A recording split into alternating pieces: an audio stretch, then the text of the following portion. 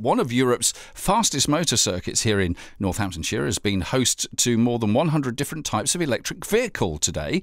Now, this is in an effort to convince business to switch to electric cars. The test drives being offered to businesses at Rockingham's Motor Speedway. It's claimed that going electric could actually help them reduce running costs and lower carbon emissions. But not everyone thinks that British businesses are ready to turn to electric power. With me in the studio, I'm joined by Northampton Green Party's Julie Hawkins and electric car owner Paul Kuznecovs. Welcome both. Good to see you. Thank you for coming in.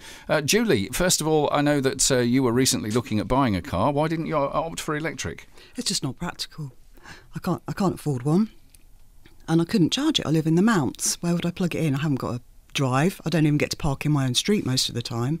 It's just completely impractical. And, I mean, did you seriously look into it in great detail? What sort of cost are we talking about for those who don't know? I don't actually know how much they cost. But you know it was a lot of money? It was a lot more than I could afford. OK, fair enough. But in principle, I would love to have an electric car. I think they're the way forward, so long as the electricity is produced by renewable means. There's no point saying I've got a lovely electric car, it doesn't give out any emissions, when you've got a power station down the road pumping out fossil fuel emissions. It has to be renewable energy. But for those who could afford it, I mean, presumably as an idea, you would welcome people using electric cars. Electric guitars, not such a good idea for getting you from A to B. But you know what I mean. But I can't recall having seen any points anywhere. Well, I've never seen a point to charge an electric car. My friend at work has a hybrid electric car, which she says doubles the fuel economy and charges itself, so you don't have to plug it in at all. And I think that's a brilliant idea. And I can envision a future where people drive to the rail station, plug their car in, go to work on the electric train, come back, drive home, and then you can park wherever you want to, because it doesn't matter, because you can recharge your car at the train station. Let's bring in Paul at this point, because why did you decide to get an electric car then instead of the much cheaper petrol variety? Yeah, first of all, I've been following developments in that environment for a long time, and it's all about the figures, whether the sums adds up, and I've been calculating for a long time, but figures never add up.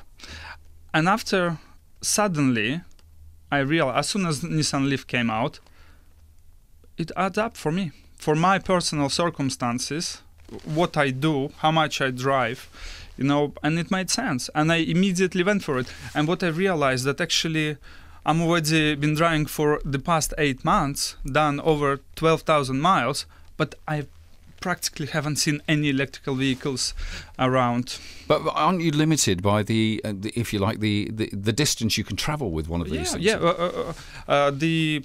Well, my EV can do up to 100 miles per day, per one charge, average travel distances, how much? 20, 30 miles per day per person on average. I'm not talking about everyone. There are different people, different circumstances. Yeah, but it's well within the range. And the thing is, it's all about the driving culture. People haven't realized, I call it, by the way, driving habits. Why do we need one car to travel long and short distances? Why not to drive electrical vehicles locally? At the moment, I'm not talking about the near future. By the way, you will definitely have an electrical vehicle. There will be like everyone. And for long distances, we can use shared cars, rentals, public transport. I want to ask you both one more question. What's it going to take to increase usage of electric cars in Northamptonshire? What do you think, Julie? I'd have an electric car if I could charge it easily and if I could afford to buy one. Maybe if they had like a battery swap service, so you could just swap your battery in 10 minutes like you can charge like you fill up your car at the petrol station. That would do it for me. Paul? The thing is, I'll say it simply. I was filling up my tank twice per week, and I really didn't like that with all these prices, and finally I found the medicine